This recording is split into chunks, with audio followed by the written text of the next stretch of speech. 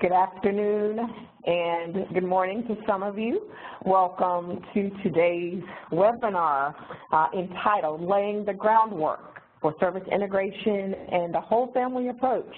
I am Tiffany Marley, and I serve as the Project Director for the Learning Communities Resource Center.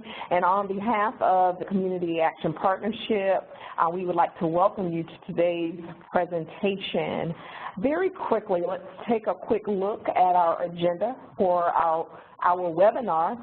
I have already welcomed you and will engage in a few more welcomes, but then we will quickly dive into the content related to the integrated services evolution, integrated services LCG member learning needs, service integration frameworks, service integration resources, the whole family approach, learning community group and COP member learning needs, and then also whole family approach frameworks and resources. And so our hope is that as a result of your participation in today's presentation, you will gain a deeper understanding of what it means to engage in integrated services as well as whole family approaches to help families and communities achieve self-sufficiency and ultimately to thrive. There is a lot to share.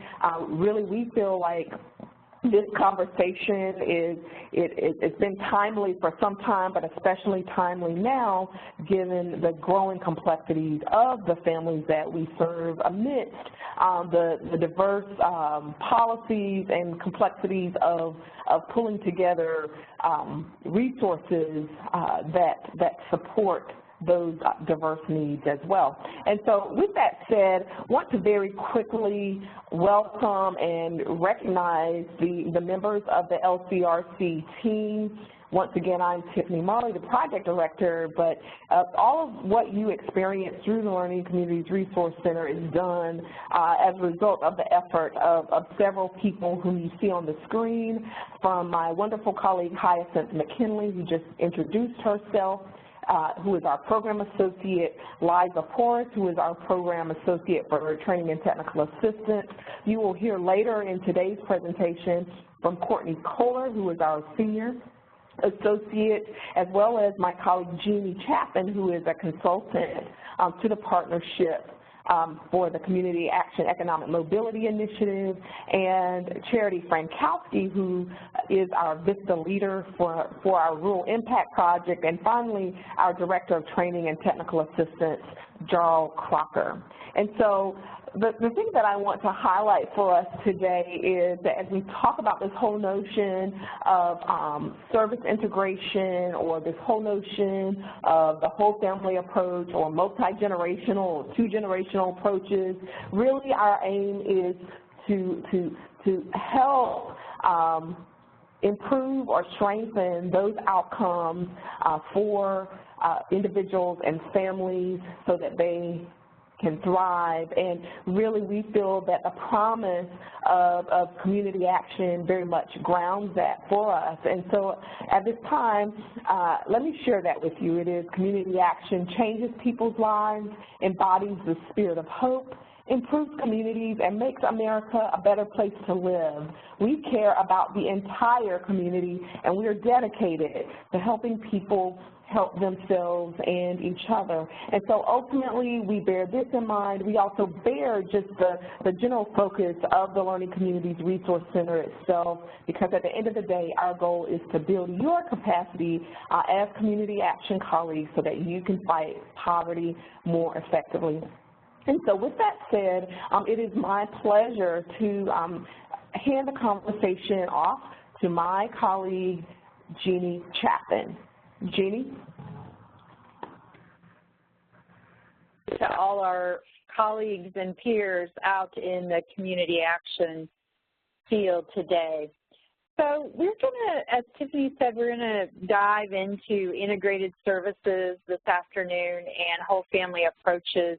And we're going to kind of do a survey. We're going to look at the evolution of integrated services. We're going to talk about some frameworks and some resources.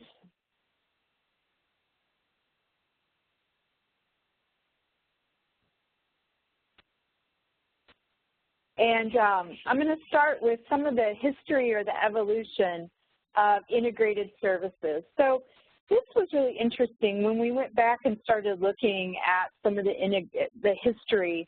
There were several articles in journals and studies that highlighted the Economic Opportunity Act.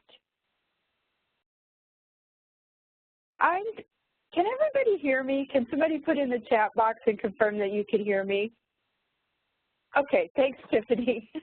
All right.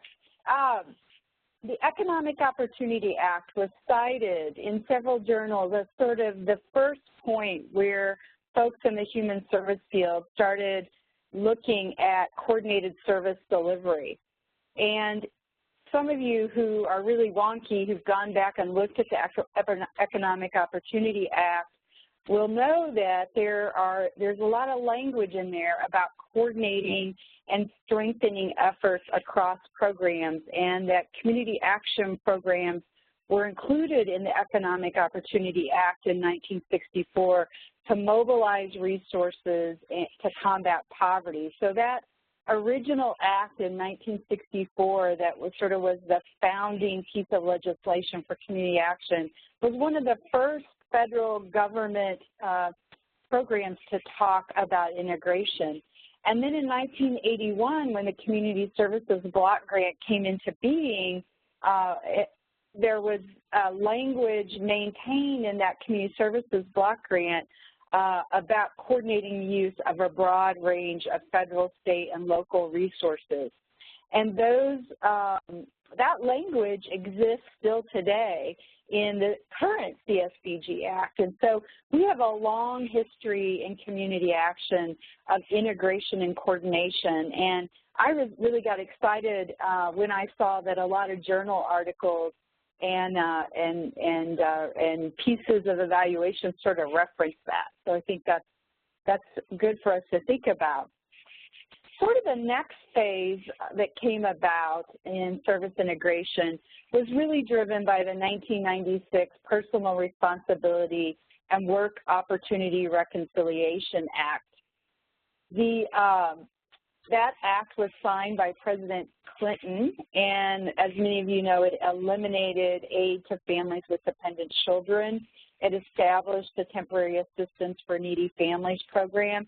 It set time limits, expanded the allowable uses for funding, and that really drove a lot of state and county human service organizations in the late 90s and early 2000s to respond to those new requirements by trying to integrate more with TANF, food stamps, and child care.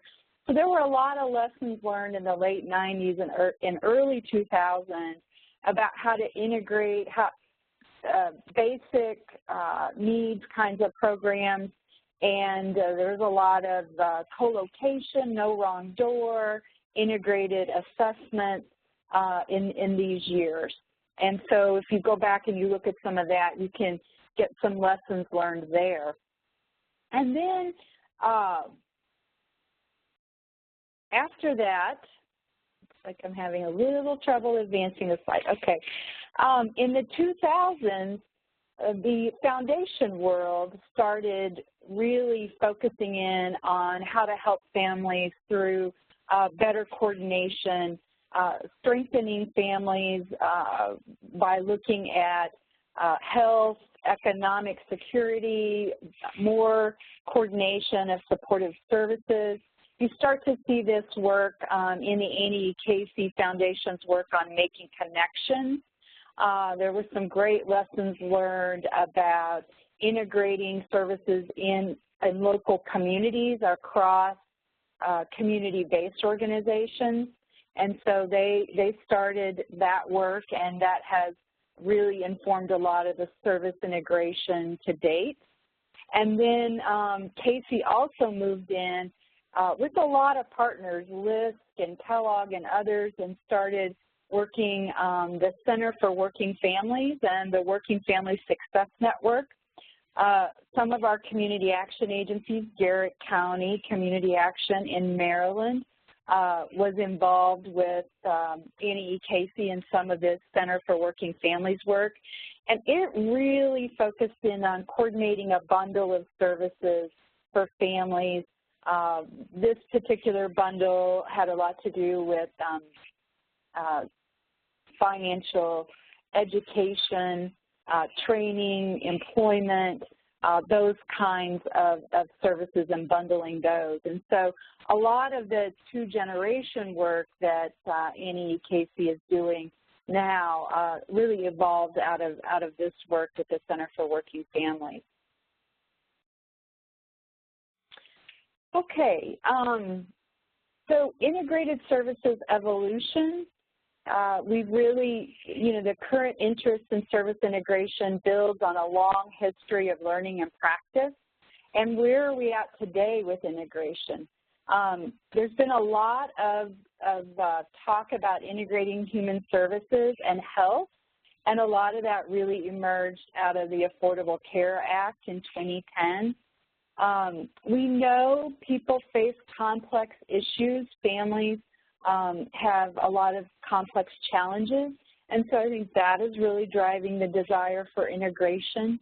A lot of the new brain science and development, the trauma-informed care, the ideas about scarcity and stress in families are, I think, really propelling people to think more about coordination. We have a lot of technology advances, so some of the coordination between programs can sort of be addressed through technology, so I think that is really motivating folks. Desire to be more efficient, to save money is a motivator. And then just responding to the unique needs of different populations, whether that's the homeless, seniors, or folks leaving foster care. I think folks want to be more coordinated in their responses, and those kind of things are driving integration.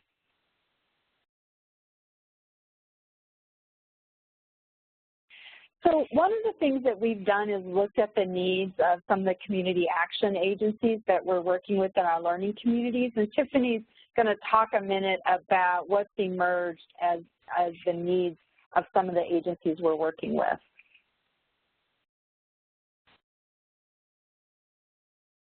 Yes, thank you very much, Jeannie. And so as a part of our work within the learning community, we have assessed the participating agencies just to gain a deeper understanding around what their priority technical assistance needs are related to service integration.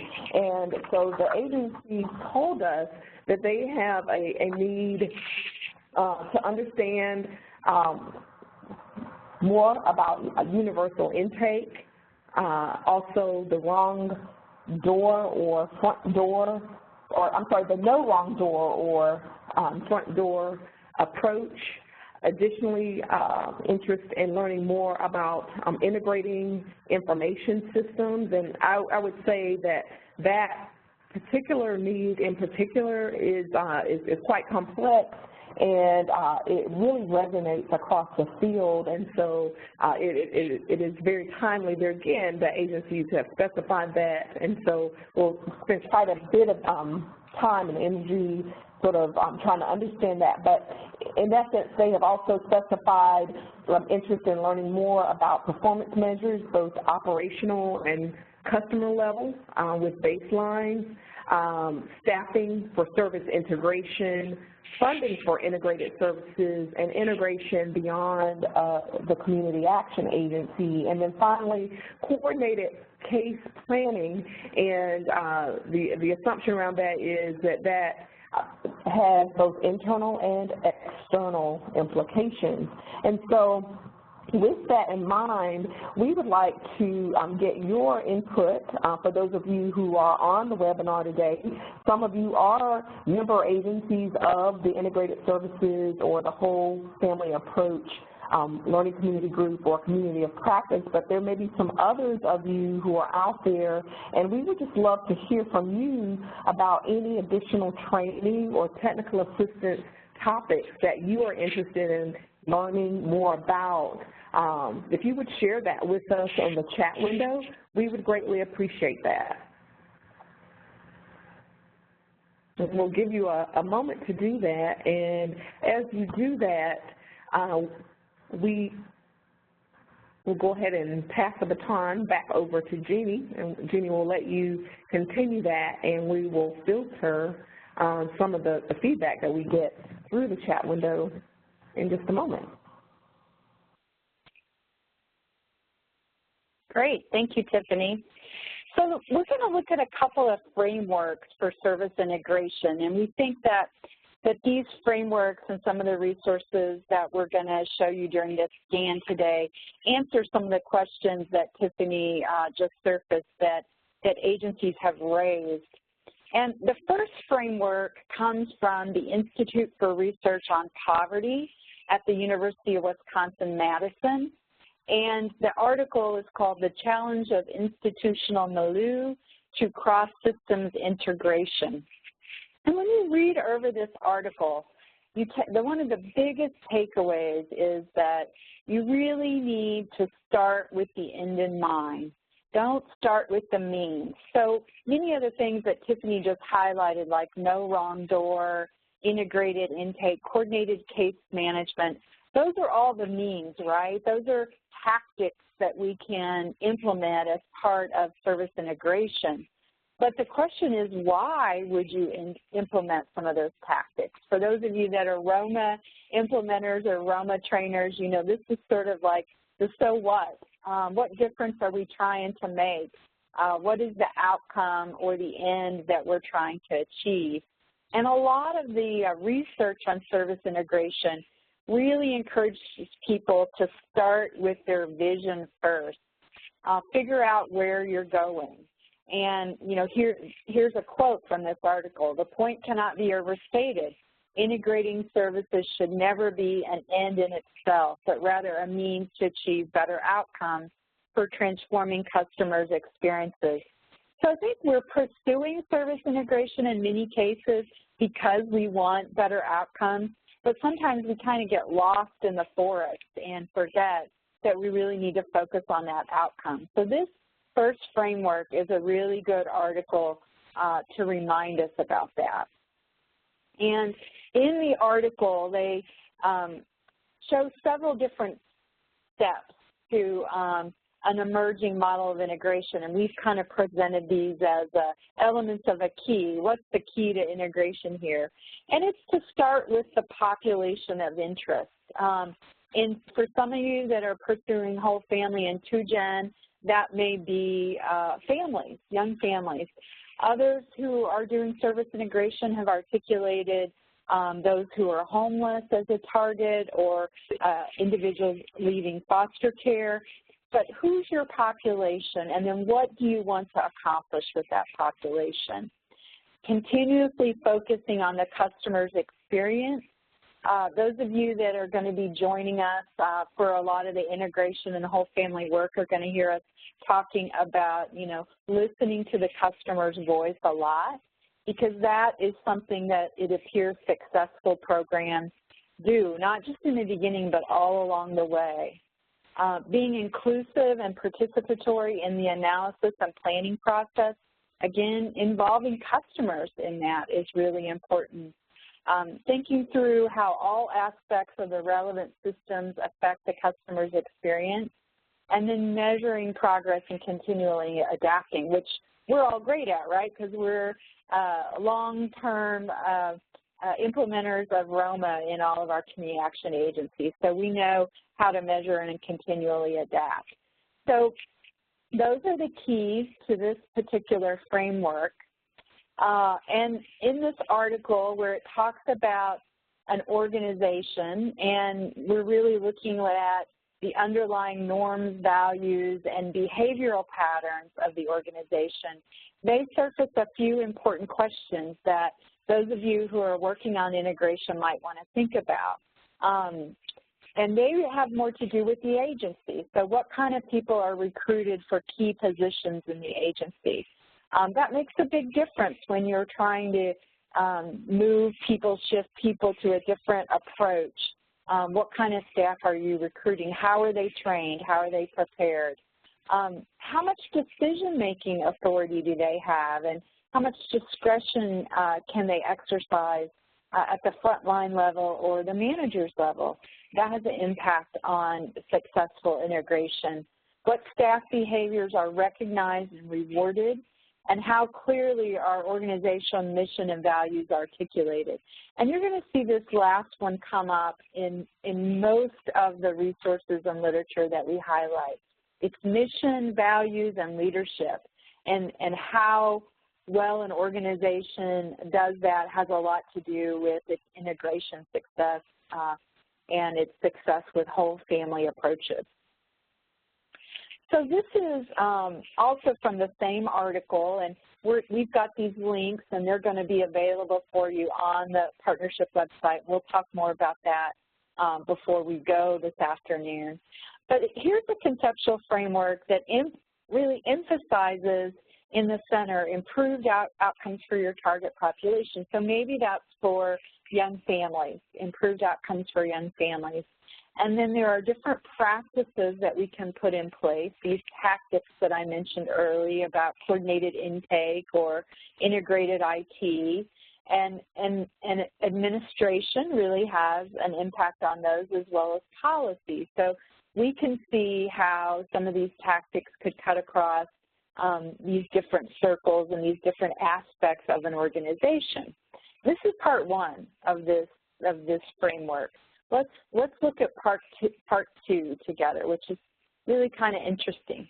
So what this does is, in part two, you're looking at that circle from a different perspective. So the tip of this iceberg is your improved outcomes or your target population. What was previously in the center is now at the tip of this iceberg. And we have the practices that you might perform, how administration is functioning, policies, and then you have the water line for this iceberg. And look at what's under the water line. What we don't really see and what we don't really think about are our leadership practices, our organizational systems, our organizational culture. So when folks say things like, well, we've tried to make some changes at our agency, but it's really hard, and we see that we're kind of slipping back into our old siloed approaches, it's probably because of all this stuff under the waterline. And so this framework is really good for helping us to surface and think about, are we paying attention to the stuff under the waterline, or how do we get more focused about paying attention to those kind of things? So I love this resource. It's a big framework for thinking about service integration and something that you might want to review in your agency as you're thinking about shifting to more coordinated services to achieve higher impact for families. I think that's where maybe I hand it off to Courtney. Is that right? Sure, I can take it from here.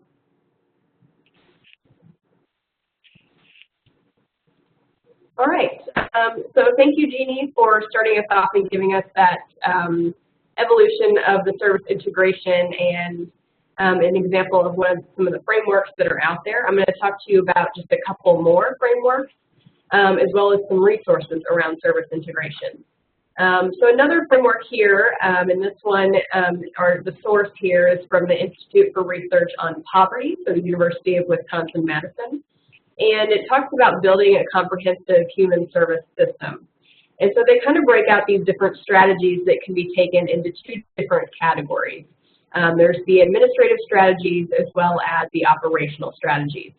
So you can see on your screen under administrative, that's really talking about, consolidating governance structures, collaborative local planning and management and oversight, the collaborative service provision, as well as integrating different funding streams and integrating a wider range of service providers.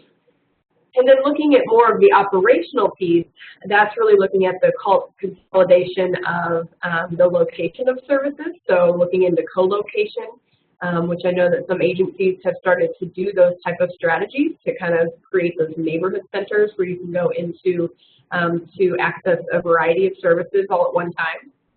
Then also integrating intake and assessment of participants, so kind of that centralized intake system, integrating staff from multiple organizations, so placing people together so they're working together on a regular basis, coordinating different case plans, so having those case management teams that work together, and then the consolidation of case management across programs. So you can kind of do various ways of consolidation in that way with case management.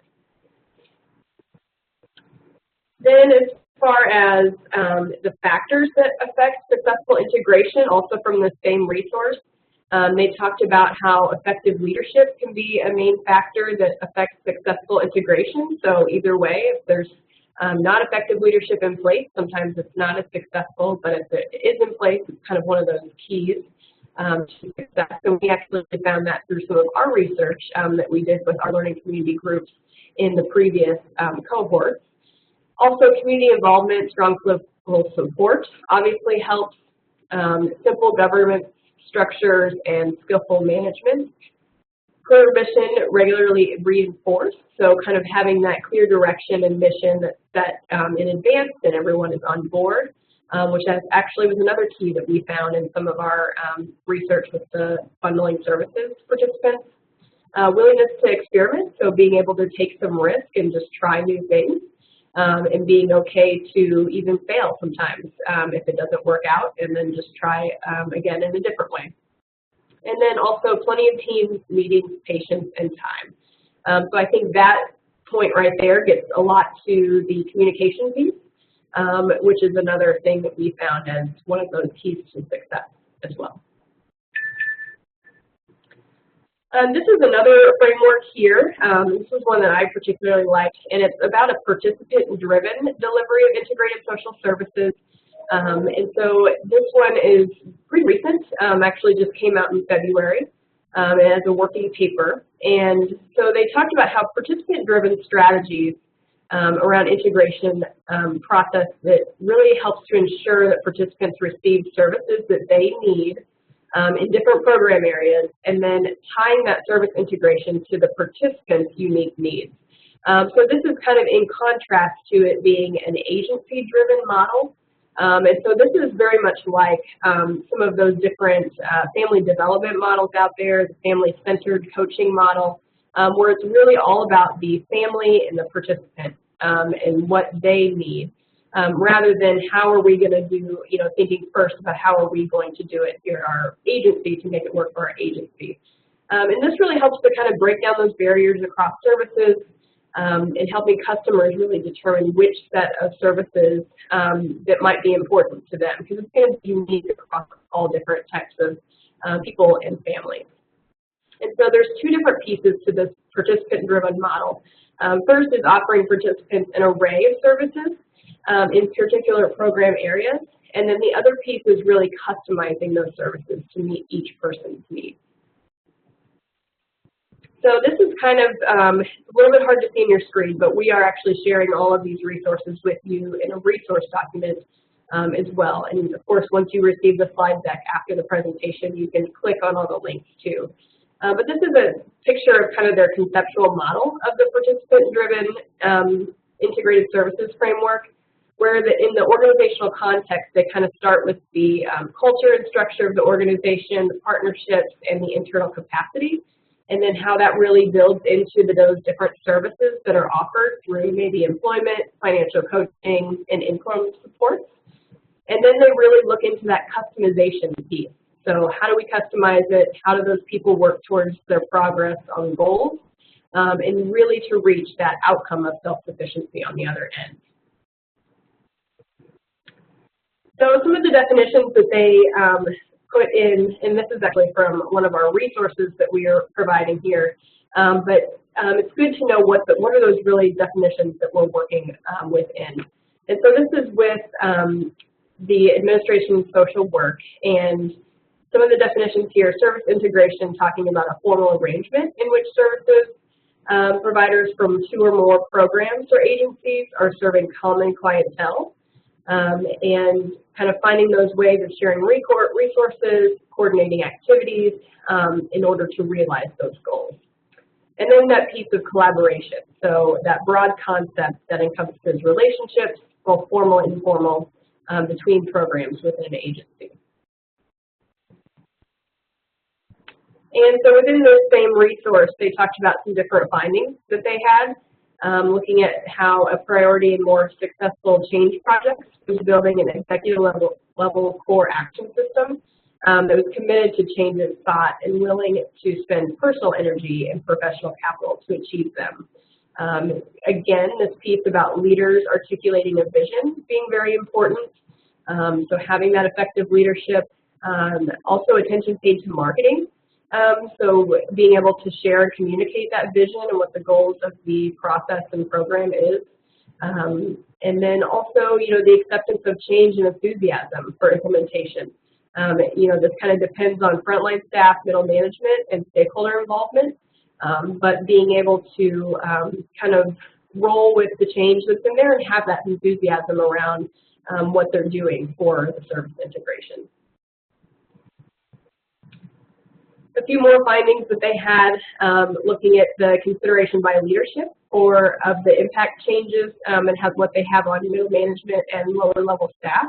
So recognizing that change happens on top of existing responsibilities, being able to acknowledge that and allowing staff time to really absorb the new policies and practices that can make a difference. I think this is very important as agencies embark on these different changes. And then also co-location and regionalization can be an important design element, and then of course teamwork is a big factor as well. So many great resources here, and again, there's actually resource documents that we are putting in all of the Community Action Academy courses for the Learning Community Group members, as well as the Community of Practice members.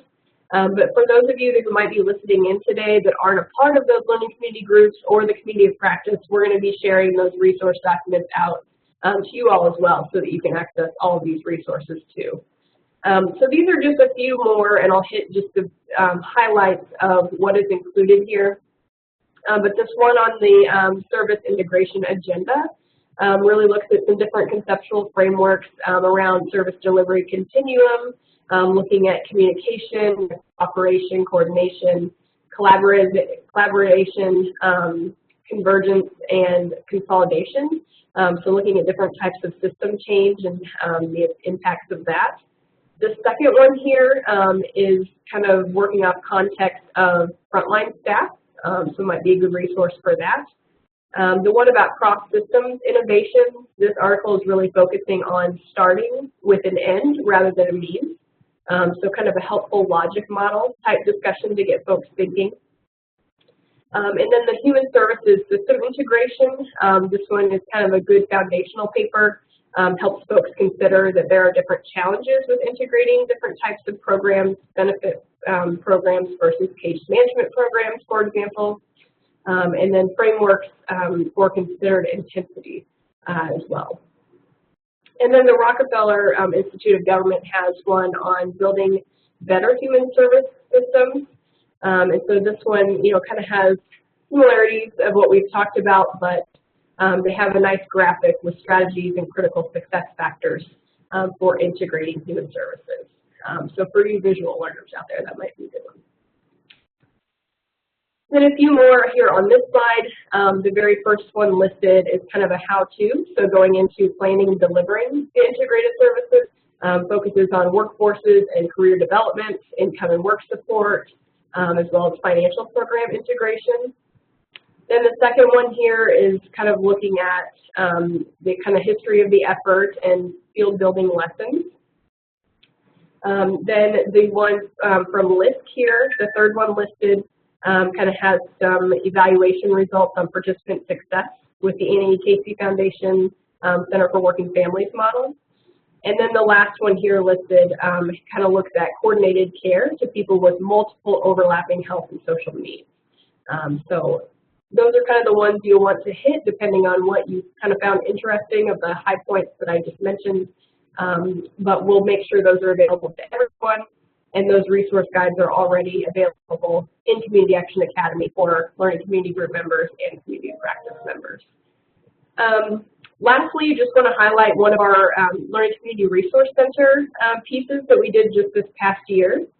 And so this is what I was referencing earlier about those keys to success that we found as we looked at the bundling services Learning Community Group members who had implemented these different bundling services strategies. So kind of a different term besides integrated services, but all very similar. And so they worked on very similar strategies and found those kind of keys to success. And so those were included in this publication, as well as 3 different cases that walk you through kind of what their goals were, what they did as they implemented the pilot project, and kind of what they realized as their outcomes through that work. So that information, as well as the webinar on that, can be found in the Learning Community blog. All right, so I think at this time, I'm going to turn it back over to Tiffany Marley, and she's going to talk a little more about, go into the questions and comments for this section. Sure. Thank you very much, Courtney and Jeannie, for just laying that groundwork for us. And so very quickly, we just want to pause to give our participants an opportunity to absorb what has been said a little more deeply through raising questions or making comments. And so if you have a question related to anything that we talked about around integrating services or service integration, we'd love to hear those from you. Please use the chat feature in the webinar window to offer your questions, and I'm going to quickly look up at the screen to see what questions have come through. And so the first question is, are these learning objectives based on evidence-based or evidence-informed best practices? So Jeannie or Courtney, which one of you would like to go after that one?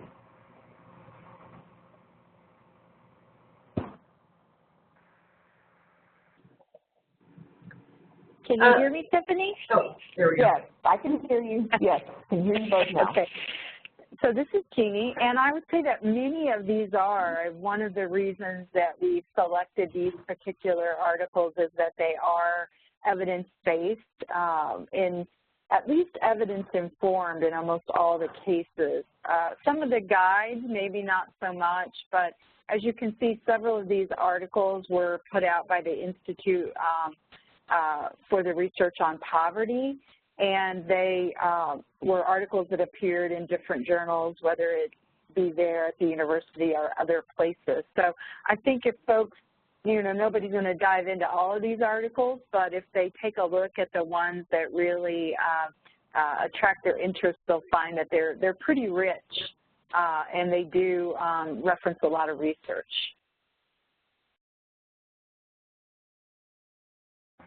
Okay, and so then the next question is there any training available around blending funding, in a simplified way and using the personal activity reports per funding source requirements? What do we know about that? So I might just say a little thing, and then if Courtney, there may have been some work on that last year in the bundled services learning community, so I want to make sure that you guys have a time to share that. But definitely we know that the blending and braiding is really important. We're going to highlight an Annie Casey resource when we talk about 2Gen here in a minute that was specifically on blending and braiding, so folks can look at that. Specific training, we don't have anything right now set up, but we know that's a really important issue, and I would expect that somewhere down the road this year we'll figure out how to do some technical assistance and training on that issue. So I'm going to pass it to Courtney. Yeah, I know that some of the participants in the previous bundling services group had worked on some of that, and we don't have anything specific out, kind of like Jeannie mentioned, that would be readily accessible on that. but we could possibly connect you to those who've done some work on that, or knowing that is a good topic for the future, unless Tiffany, if you had anything additional. All right, and so then what's the difference between bundling and integration, or is there a difference? That's interesting. Well, I think I don't know that there really is a difference. I think you hear people use the term interchangeably. I think when people talk about bundling, sometimes though they are talking about integrating or bundling a specific set of programs, you know, whether it be financial empowerment, employment, early education. So what's the right bundle? I think people have asked that question in relation to bundling a lot.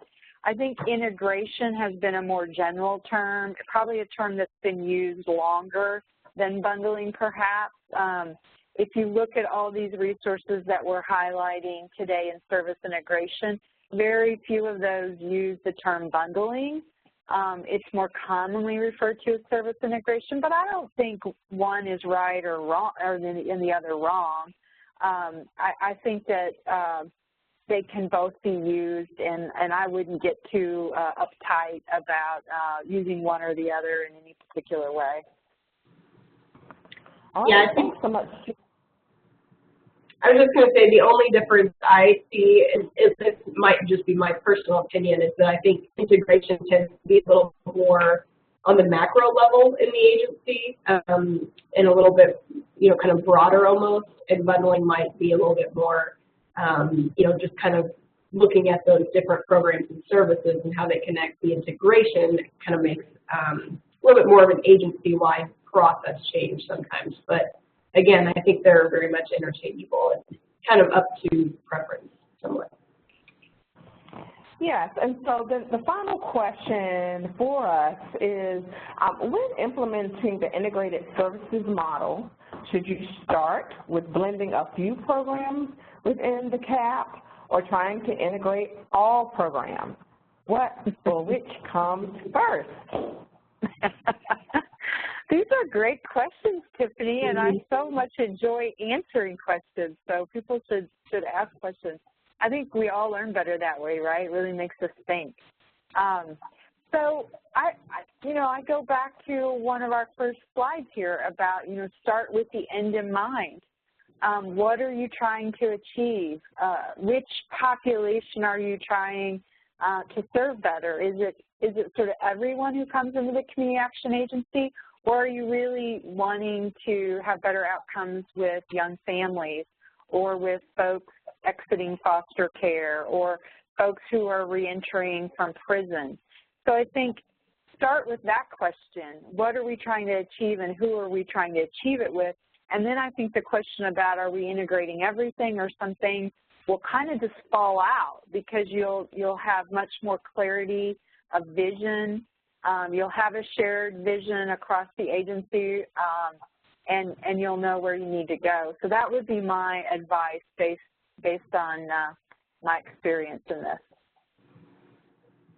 Yeah, I agree. And also starting with the end in mind, but also looking at what is the agency's need around bundled services. So what is the need, and then what is that outcome that you're wanting to see? All right.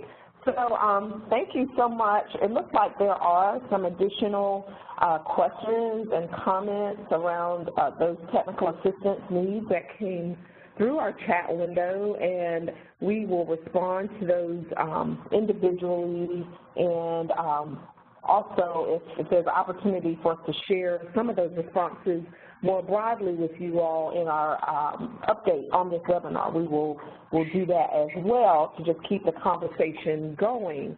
And so then as we move forward, we are going to now shift to the conversation related to the whole family approach.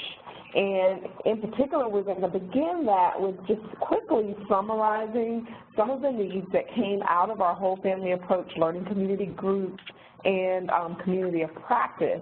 And so Jeannie would agree with me that we were somewhat taken aback about the consistency across agencies who said that they just wanted to learn more about this whole organizational change piece and how, as an agency is thinking about the whole family approach, how it impacts leadership, vision, like creating that sense of urgency and what it means to build sort of a team mindset around the approach. Other subcategories related to that were included creating capacity for change related to staffing, particularly training, communication, empowerment of staff, reorganizing staff, which I think staff roles is also connecting with that, but then also balancing this whole notion of the agency having the whole family approach with just those traditional community action services that the agency and maybe its external constituencies are more familiar with. And then what it means to shift from sort of that test or piloting mode to that full organizational transformation. And so then other topics related to just wanting to learn more about the two-generation approach or a whole family approach. And so, that spans from those foundational understandings to more so thinking about how to begin to operationalize the approach within the agency on the systems level, policy level, how clients or customers are involved in that process, how it relates to the agency's understanding and also approach to equity, as well as high quality intensity. And then also what we would call that 301 level, which has to do with just the best practices just across the whole gamut, just to be able to maximize or effectively engage in that whole family approach. And related to that as well, because really that whole family approach says that the children and their parents remain at the center, or the whole family remains at the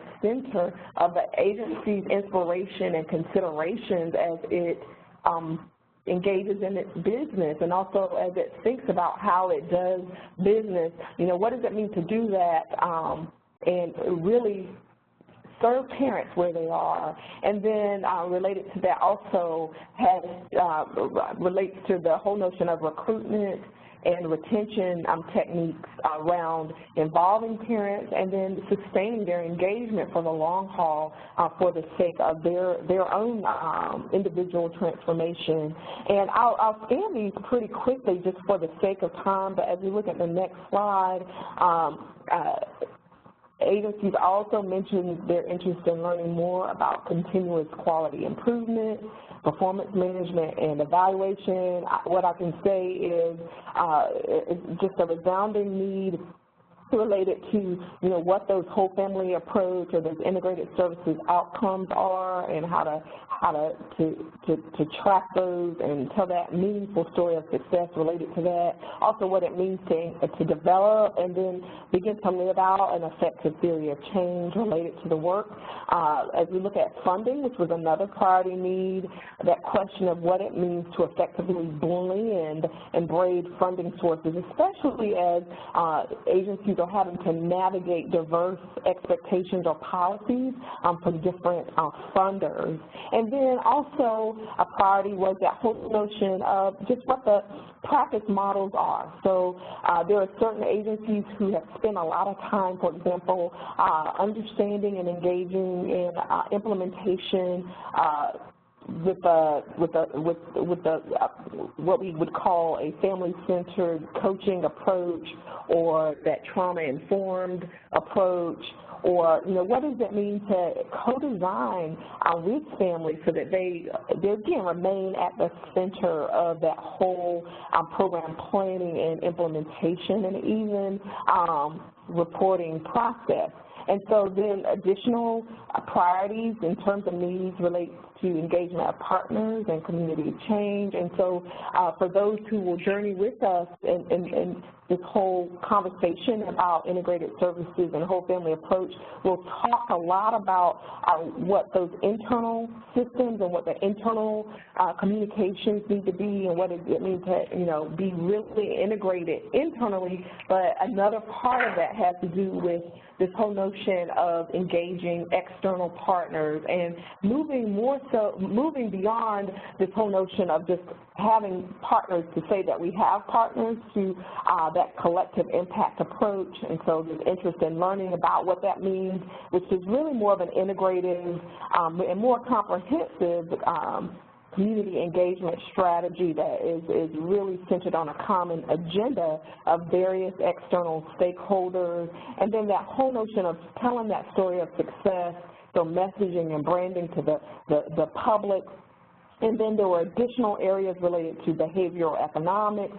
That cliff effect conversation, it resonates really across the whole human services industry, but especially as we are talking about this whole family approach, systems and policy level change, and design with a racial equity lens.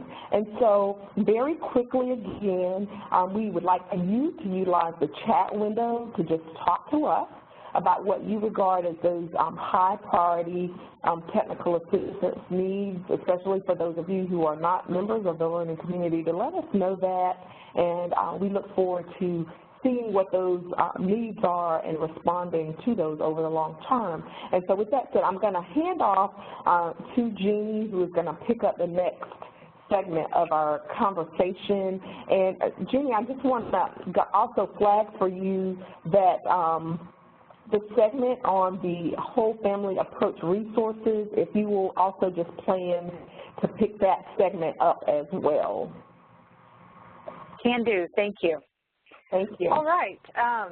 So as you can see from Tiffany's survey there of what we've heard from agencies, there's a lot, a lot of different questions out there that agencies have who are sort of thinking about shifting to a whole family approach. And we have many community action agencies that are piloting and, redesigning how to serve parents and children better. So we're going to talk a little bit about some of the basic frameworks that are out there for whole family, and then again do some review of resources and hopefully answer some questions folks have.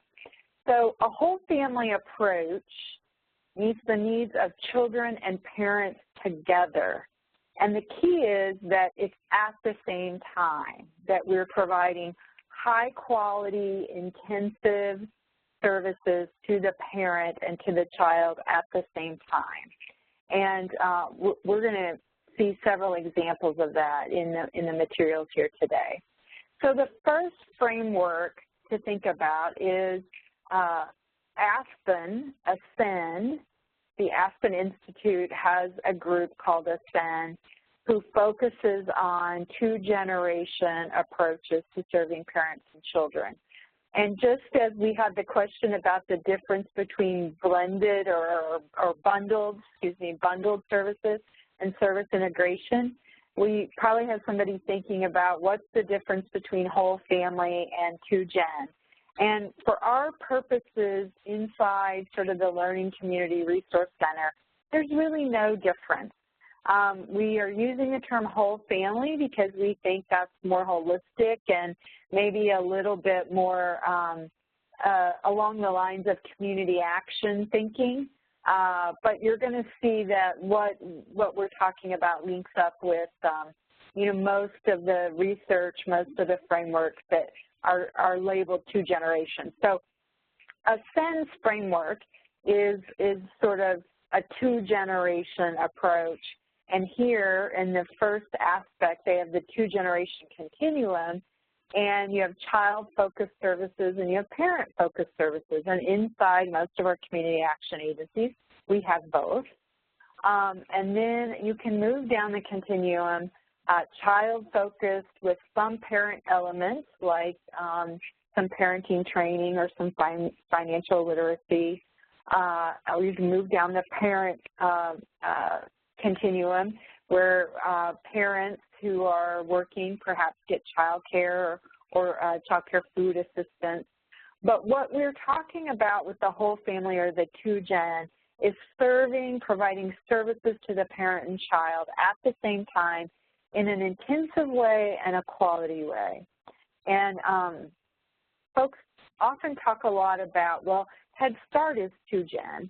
And yes, it is. Head Start is probably the original 2-generation program. Our Head Start programs serve children and provide early education in a very intensive way. It's very high quality. And there are parent components that family development associates often provide some goal setting to parents and help parents who maybe are in crisis stabilize. We certainly do some parenting training, oftentimes in Head Start. But the parent component of Head Start is often not as intensive as the early education. And oftentimes those interventions are not enough to really get a family stabilized and moving up the ladder. So we really do talk about whole family and 2-gen being a little, it could be Head Start, but it's probably Head Start and some other things too. So you'll see that in these frameworks that I'm going to highlight this afternoon. So the second piece of the Aspen Ascend framework is these gears, and you'll see this around a lot of their material. They have a 2-generation playbook that's really good. It really helps folks walk through some of this thinking.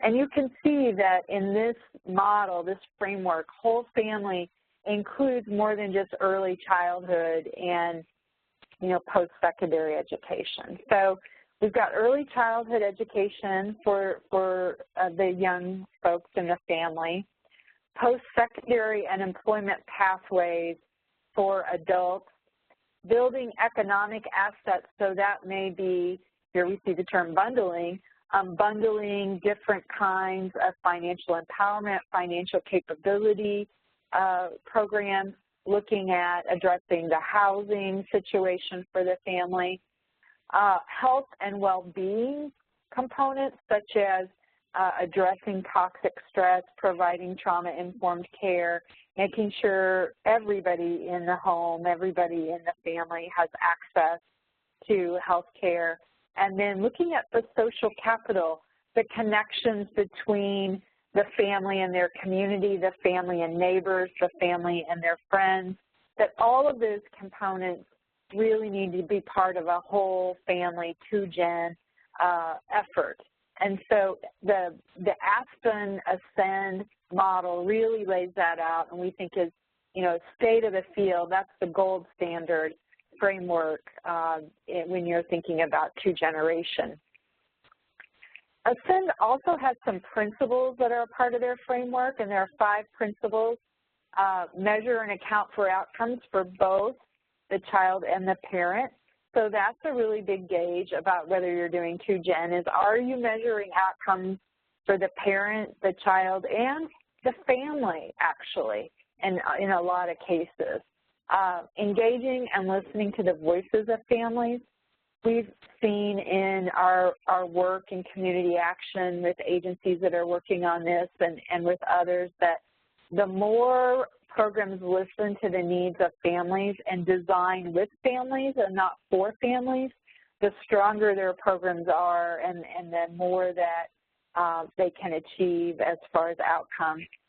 Ensuring equity. There are a lot of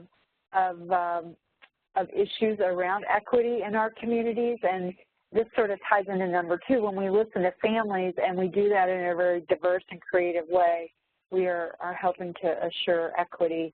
Foster innovation and evidence together.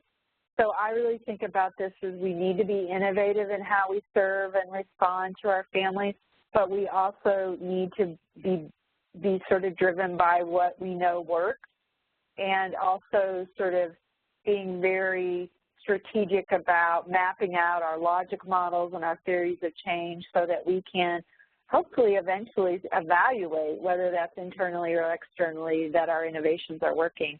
And then aligning and linking systems. In reality, there are probably not a lot of big new buckets of money coming down to help us with some of this. So we have to really think about how to realign and link and connect our funding sources in a different way or in new ways. And so there with this then you get sort of an idea of looking at this on a continuum. What are the components of whole family 2Gen, and what are the principles that should guide our work? So if you haven't taken a look at that, it's really, really useful if you're just sort of entering into this conversation on whole family and 2Gen. Another framework that we really recommend looking at is the Annie E. Casey Foundation. Some of you will know that Casey is funding some of the work at the Community Action Partnership on whole family. They've been thinking about this for a while, as I showed with the service integration. And their framework is really about kids thriving when families thrive. So we know that even the best high-quality Head Start day is going to be a challenge for moving, a child forward if there are no utilities in the home or they're, periodically homeless or some of those things. So to help kids thrive, we have to help families thrive. Policies and programs should take the entire family into account, equipping parents and children with the tools and skills necessary for both to succeed. And I might just say, because somebody could likely ask, when we say parents, we mean caregivers, parents, but there are also other folks who are caregivers. Maybe the parent isn't around, or maybe there are parents and other caregivers in the home. And so that's one thing that the term whole family can bring in a little bit more, is the idea of, multiple caretakers in multiple aspects of family in many of the families that we serve. Casey also speaks in their framework to intentionally coordinating and aligning often isolated programs for kids and parents, and so getting more strategic about serving both together, just as in the Ascend model. And they have had some clarity of thinking about, helping the parents get to family supporting jobs, helping the children meet developmental milestones, and then supporting and promoting good child development across all the generations. So the Casey model is really important to look at too.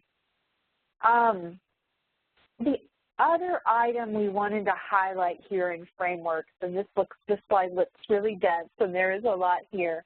When you look at this resource, it's a very current resource put out by the Office of Planning and Evaluation at the Administration for Children and Families, and they have done some research.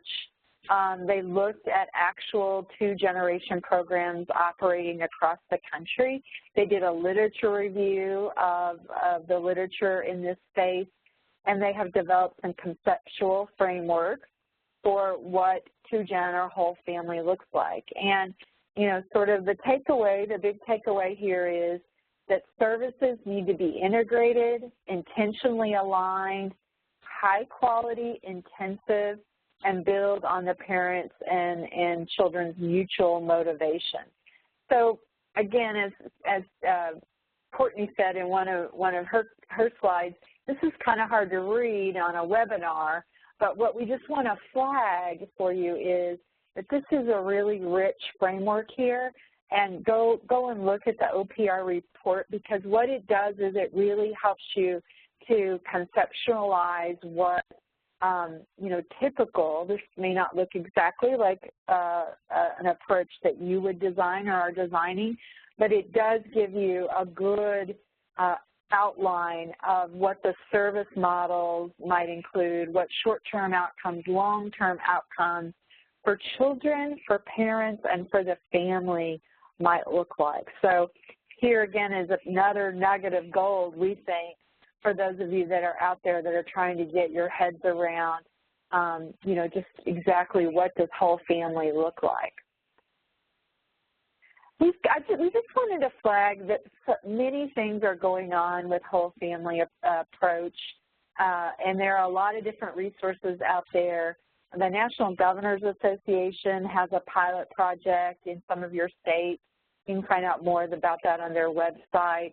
The Kellogg Foundation is investing in a lot of work. Some of you will know that the White House Rural Council under the Obama administration had a demonstration called Rural Impact. We have 6 community action agencies involved in that. And so there's a lot going on out there, and there may be things that would be new to you that you'd like to learn about. Just sort of highlighting some of these resources. So, you know, I highlighted Annie Casey's framework. They have 3, they have a paper out and then some briefs out that you may want to look at. So we've got links to those. Funding, one of these, somebody asked about blending and braiding, and this first one here, Advancing 2-Generation Approaches, Funding to Help Families Succeed, is actually a brief on blending and braiding, different kinds of funding for whole family. They've looked at infrastructure issues, and then most recently they put out a report about how to build the evidence base on 2-generation approaches. I mentioned Aspen Ascend's work, and their website is just chock full of a lot of good resources, many things in their 2-gen toolbox. They've got some new 101, 201, 301 resources. They have an outcomes bank for those of you that might be working on a logic model or a theory of change around whole family approach. Looking at their outcomes bank might help you think about indicators and measures that you can use for your whole family approaches. And so we just encourage you to look at the Ascend website. I'm sure many of you have already done that, but maybe it's new for some of you. And then I mentioned the OPRE report. They actually have a report and then 3 smaller briefs that are broken up into particular topics. Approaches for economic security and well-being, how to help families achieve economic security, and then programs that promote parents. Well, it's about research and evaluation. How can you use research and evaluation to support your programs? So we really encourage you to take a look at those, especially if you're an agency who's made a commitment to move into whole family. This is really some important new evidence to look at. And also, hot off the presses, and you can see how much there is out there about whole family. There's just new stuff all the time, and you know, we're highlighting some new things here. But the Russell Sage Foundation has a journal, and I believe it comes out quarterly. And in their latest issue, they have a research study that they highlight on 2-generation. It focuses somewhat on the work of Community Action Project of Tulsa, and they are promoting some ideas in there that are really related to, you know, integrated 2-generation services. So we really encourage you to look at that resource too. We have some internal resources that some of you may be aware that the Community Action Partnership in collaboration with the American Academy of Pediatrics has supported the Rural Impact Initiative that I mentioned. And there have been several briefs and papers that have been written on that. And so these are all things that you'll find on the Community Action Partnership's website right now. A couple of briefs that highlight particular community action agencies and other rural providers pursuing 2-gen whole family. So we think that you'll find those interesting. Okay, so just going to take a moment, as we did with the service integration, to have folks ask questions, or we've got some great questions with the service integration resources and frameworks. And so any questions that folks have on the frameworks and resources for a whole family approach?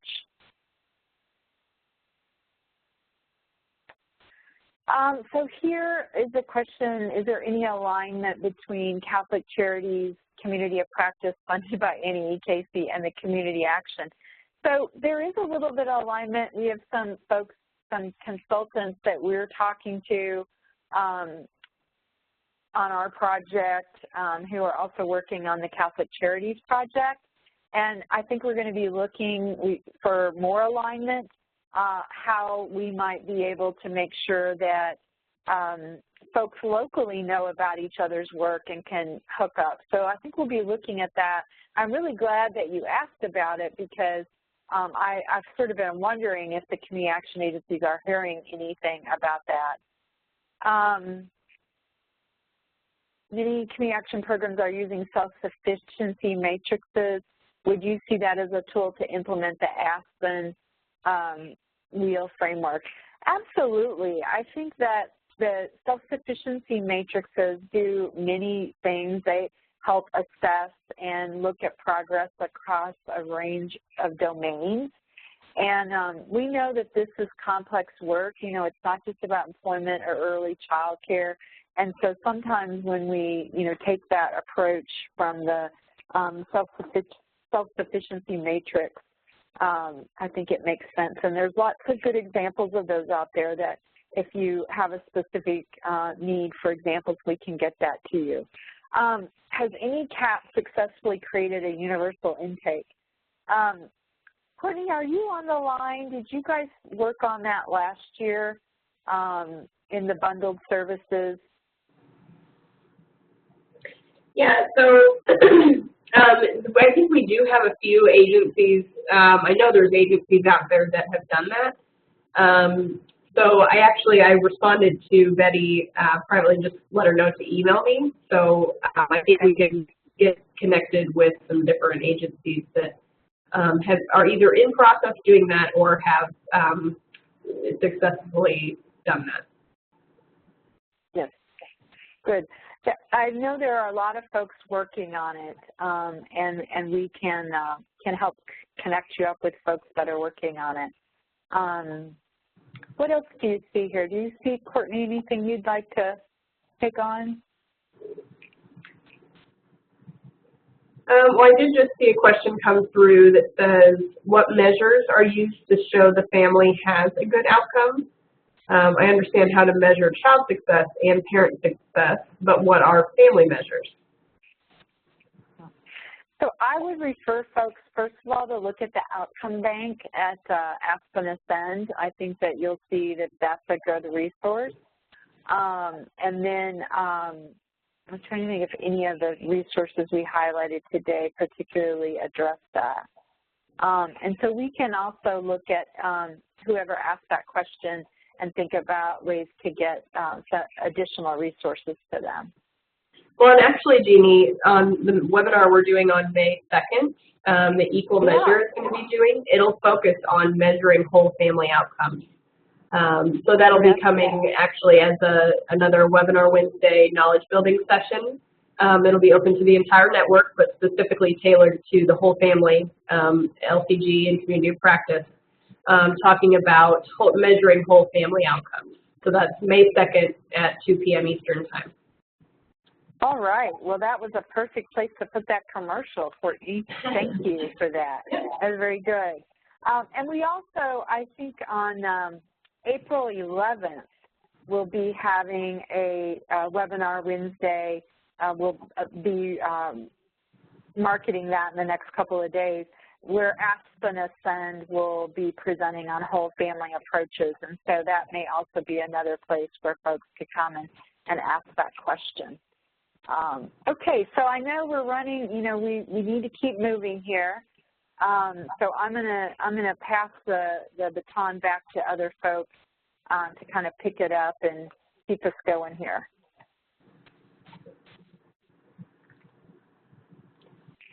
All right, so really I think what we have left, there's just some announcements regarding some upcoming events and online opportunities as well as in person. So we actually have our Whole Family Approach Institute that's coming up, part of our our Community Action Economic Mobility Initiative. So that's going to be May 31st through June 1st at the Hyatt Regency in Crystal City. The registration right now is currently open for the learning community and community of practice only. So the whole family learning community group, integrated services learning community group members, as well as the community of practice members. So those are the groups that can register now. They get priority registration as a part of their participation in the learning community. And then we will be opening up the registration for the entire network on the 21st of March, so just another week. And then, Jeannie, is there anything additional you wanted to say about this event? Well, thanks, Courtney. I think there'll be great opportunities to have peer engagement with folks who are at different phases of their whole family approach. So the rural impact sites will be there, and so they've been at this for a couple years. So getting to talk to folks, they can answer some of these questions that people are raising, like about blending and braiding and staff training and some of those folks. We'll have a lot of the experts that we've highlighted here today on the call will be present. We're going to be doing some stuff on data integration, which is a topic we didn't even talk about today, but we're going to get to in future webinars. We know how do you track parent and child and family outcomes when all that information is in different systems? It's a challenge. So those are the kind of things that we'll be looking at the Institute and throughout the year on these webinars. And then as far as other online virtual opportunities, of course, we have our webinar Wednesdays that are available every Wednesday at 2 p.m. Eastern Time. So these are those free expert-led national webinar presentations that really focus on promising anti-poverty practices. So kind of what we focus on through these webinar Wednesdays are topics across all the learning community groups, both open, intensive, as well as the community of practice. So there'll be various ones that'll be applicable to different learning community group members, but then these are also open to the entire network, so all can engage in the learning. So you can find these opportunities that are coming up on our website. If you go to communityactionpartnership.com and then go under the events tab and the webinars, there's a listing of the upcoming webinars as well as the registration links. So also here on your screen, you see a couple of the upcoming opportunities. So next week, we'll be focusing on strategizing and measuring community change. After that, we'll be going back to the data-centered organizations topic and talking about taking data out of silos. So that'll be very much relevant to our integrated services group, possibly as well as whole family. So feel free to join us then. And then on April 4th, we'll be focusing back on health intersections, talking about case management and referrals to address social determinants of health. So again, that one could relate to some other learning community groups as well. And please share those too with other colleagues within your organization, other partner agents, other community action agencies that you know of in your states.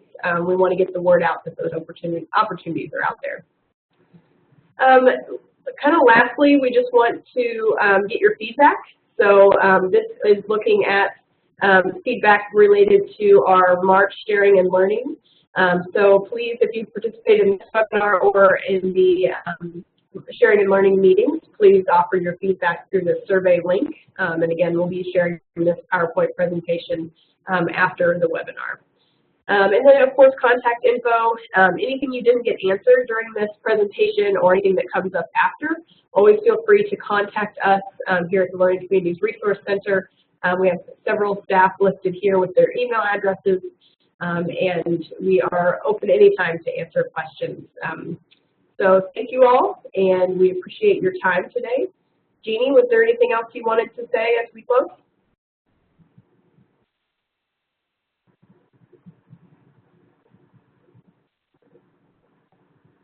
I think you're muted. Sorry, Courtney. Thanks, everybody, for sticking with us and for your time today. I hope this was very helpful. All right. Thank you all. Have a great day.